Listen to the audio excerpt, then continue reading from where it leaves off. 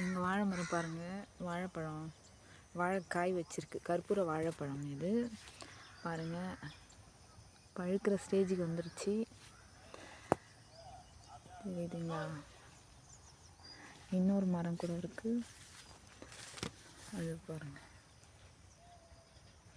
அப்புறம் இது ஒன்று இருக்குது.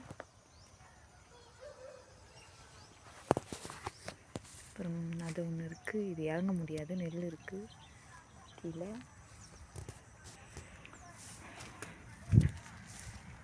எல்லாமே ஒரு 2-3 மட்டும் கொலை மட்டும்தான் பிஞ்சாக இருக்குது. மீதி எல்லாம் இது கூட பழுக்கிற ஸ்டேஜ் தான் வந்துடுச்சு.